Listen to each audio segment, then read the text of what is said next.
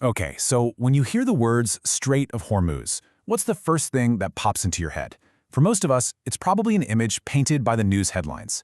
But in this explainer, we're going to tear down that familiar image. We're going to show you a hidden blueprint for survival, a story the news almost never ever tells.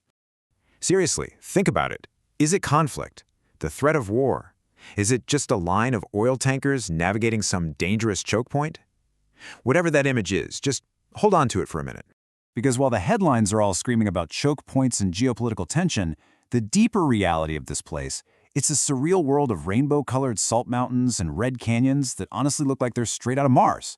This is a place defined not by conflict, but by these incredible ancient blueprints for survival. So, let's do it. Let's start by getting past those headlines. It's time to completely deconstruct our standard image of Hormuz and see what's really going on underneath. This idea just captures the essence of Hormuz so perfectly. You see, in this part of the world, power isn't really about military might or how much oil you have. No, it's about something way more profound. It's the ability to take a harsh, unforgiving environment and transform it into a unique form of art, the art of pure survival. And you know what? This genius for adaptation isn't just human story.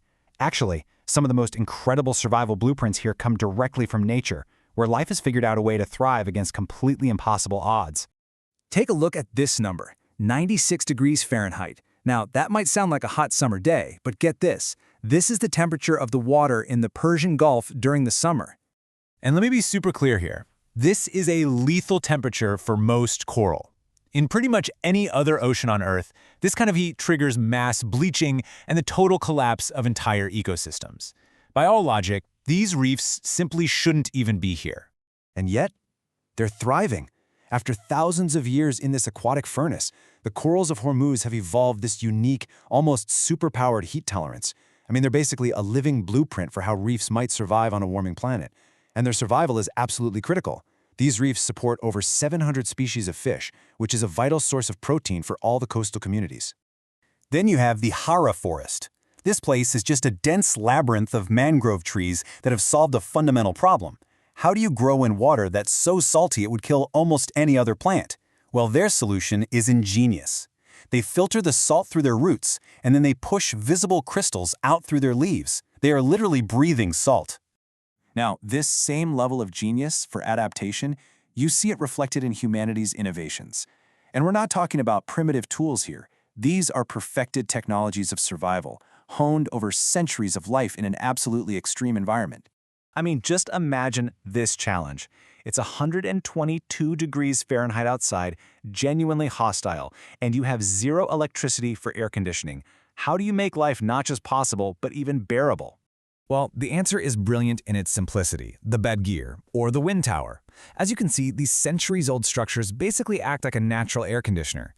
They catch the breeze high up above the village, they channel it down through these internal baffles, and they can cool a room by 15 to 20 degrees, all with zero electricity. It's amazing. And you see the same principle of deep embedded knowledge with the Lenge boats. These are massive wooden cargo ships, a UNESCO-recognized craft, built entirely without blueprints. The knowledge isn't written down anywhere. It just exists in the hands and in the spatial memory of the builders, passed down from father to son through pure demonstration. So while all these ancient traditions are carrying on, the modern world is literally flowing right past them. Let's go back to that headline view for just a second. 21 million. That's how many barrels of oil pass through the Strait of Hormuz every single day. That's about a fifth of the world's entire supply. But while those supertankers are passing by, a completely different economy is at play. The local people literally incorporate the iron-rich red clay, which they call galak, directly into their diet. They use it to season their flatbread. This is a place where global dependency and the most intimate, direct relationship with the land exist right next to each other. So, what does this all mean for us? What's the big takeaway? Well, it turns out that Hormuz isn't just some remote curiosity. It's actually a profound lesson for the rest of the world. When you put it all together, you start to see this corridor of incredible contradictions. You've got architecture that creates cool air from hot wind, a food culture pulled directly from the geology right under your feet, an ocean that should be barren but is absolutely teeming with life. And here's why this matters so much. The conditions that have shaped life in Hormuz for centuries, the extreme heat, the scarce resources, Those are the very challenges the rest of the world is just now starting to face. For them, this has been a centuries-long reality. For us, the crisis is just beginning. The knowledge of how to endure is encoded into their culture, into their biology, into their buildings. They didn't just wait for a crisis to learn how to survive it. So the question this place really leaves us with is a simple one. Are we paying attention? Because as we move into a future that's going to be defined by more and more pressure and instability, Hormuz starts to feel a lot less like some extreme outlier on the edge of the world, and a lot more like a preview of what's to come.